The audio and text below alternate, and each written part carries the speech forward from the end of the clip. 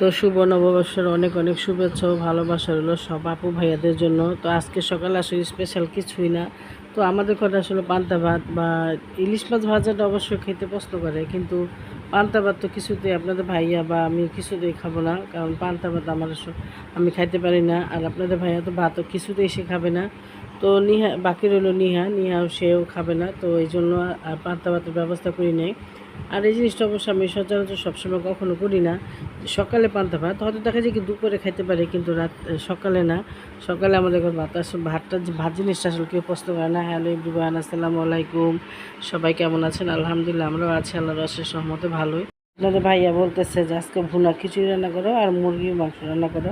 তো যাই, যে কথা সেই কাজ। তো আমি ভাবলাম তো ঘর দর গোছ কাজ করে গেলাম রান্না করতে।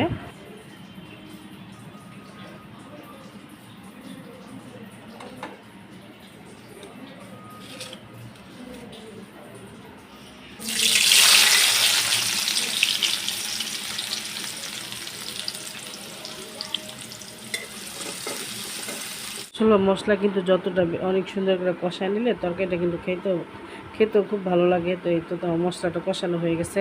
আর আমার কাছে না মাংসতে আলু বড় বড় দিতে ভালো লাগে, আর যেহেতু ব্রয়লার মুরগি তো আলুটা আগেই দিয়ে দিলাম। তো আলুটা একটু সিদ্ধ হতে সময় লাগবে, যার কারণে আলুটা আগেই দিয়ে দিলাম।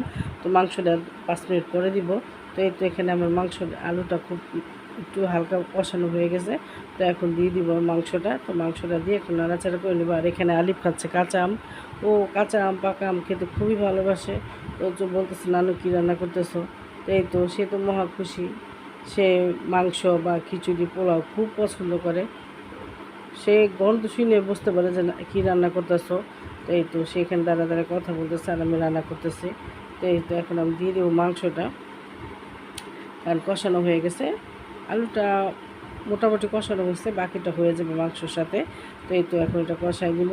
তো এখন আপনাদের ভাই আবার খাবে পেয়ারা আনছে, পেয়ারা খাবে। তো আসলে বিকেল আজকে অনেক কিছুই বাজার করা হয়েছিল, কিন্তু বাজারটা শেয়ার করা হয়নি, কারণ কি দুপুরবেলা তো আবার নামাজ কালাম আছে, দেখা যায় একটু বসে থাকি, গল্প করি, টিভি দেখি, আবার রান্নাবাড়া করতে হয়। তো সব কিন্তু একসাথে হয় না।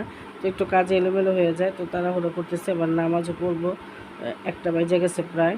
তো এই তো আমি রান্নাটা কষা দিব। তো এই তো মাংসটা কিন্তু কষানো অনেকটাই হয়ে গেছে। তো এখন একটু করে ঝোল দিয়ে দিব। তো সে আবার বলতেছে পেয়ারা খাবে। তো নিহাকে বলছি নিহা 2টা পেয়ারা কাইটা দাও। তো পেয়ারা নিহা আবার সুন্দর পেয়ারা কাইটা কাসুন্দি দিয়ে সুন্দর করে বিট লবণ দিয়ে মাখাই দিল। তো সেইটাও আবার খাইলাম একটু বসা বসা, তরকারিটা বসাই দিয়া ঝোল দিয়া। তো সেই পেয়ারা মাখা খাইতে খাইতে একটু দেরি হয়ে গেল। তো পেয়ারা কাটতে দিচ্ছি নিহারে, ঠিকই নিহা এত বড় বড় করে পেয়ারা কাটছে যা বলার মতো না। তো আব্বু বলতেছে যে ওকে দিছো কেন কাটতে। তো বললাম যে কাটতে আসলে শিখাইতে হইব, তো বাচ্চাদেরকে কাজ না শিখাইলে কীভাবে হইব। আসলে ও কাজ করতেও চায় না, আর আমিও, আমার কাছে ভালো লাগে না, কারণ মেয়েরা বাবার বাড়িতে একটু যাই সুখ করবে, সুখ শান্তি করে যায়। কিন্তু ভাগ্য যদি ভালো হয় পরের বাড়ি যায় সুখ শান্তি করতে পারবো। আর যদি ভাগ্য খারাপ হয় তাহলে সেখানেও কাজ করতে হবে, মেয়েদের কাজ তো করতেই হবে। এই জন্য আমার কাছে ভালো লাগে না, যে যা করবেই না এক সময়। আর যখন মানুষের ঘাড়ে কাজ করে তখন এমনিতেই শিখে যায়, কারো শিখাইতে হয় না আসলে কাজ।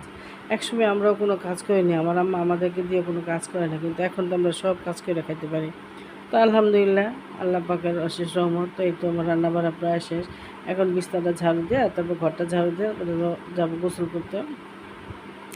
তো এই তো আমার রান্না বাড়া সব শেষ। তো এখন নামাজ পড়ি, খাওয়া দাওয়া করবো সবাই মিলে।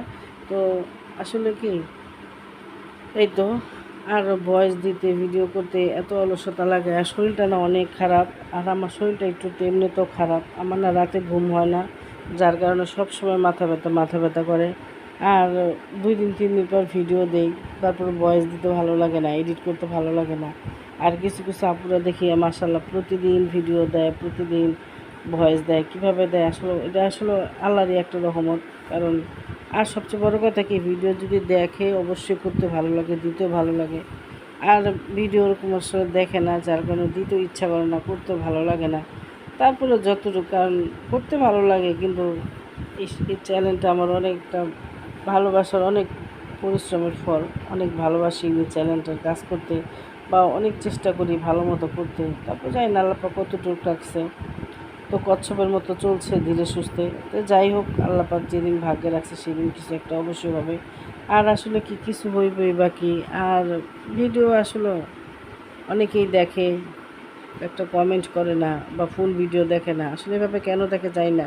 কিন্তু আমাদের সামনে যাদের ভিডিও আসে আমরা এভাবে কখনোই দেখি না, কারণ একজনের একটা ভিডিও ভালোবাসা না থাকলে কোনো দিনও ওটা দেখা হয় না। ভালো না বাসলে তো আসলে দেখাটা উচিত না। যে একটু একটা একটা চ্যানেলে ঢুকলাম, একটা ভিডিও ধরলাম বা একটু দেখে একটা কমেন্ট করে বেরিয়ে গেলাম, আসলে এটা ঠিক না। এতে নিজেরও ক্ষতি, যারটা দেখতেছেন তারও ক্ষতি, আসলে এভাবে করা ঠিক না। তো ছোট্ট একটা ভিডিও, মাত্র 4 মিনিট 5 মিনিট, 5 মিনিটের ভিডিও তো দেখেই না, ছোট্ট একটা ভিডিও, তারপরে মানুষ কেন দেখে না জানি না।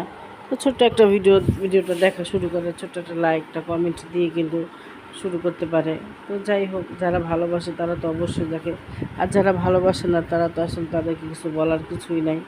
তো যাই হোক, জীবনে সবার যে ভালোবাসা পাইতে হবে এমন কোনো কথা নাই। যেমন নিজের রক্তের লোক, নিজের কাছের লোক, তাদের ভালোবাসাই তো পাওয়া যায় না। আর আমরা তো এই ইউটিউবে কাজ করতে আসছি, এক একজন এক এক জায়গার, কে কোথায় থাকি, কে কোন জেলায় থাকি সেটাই তো জানি না।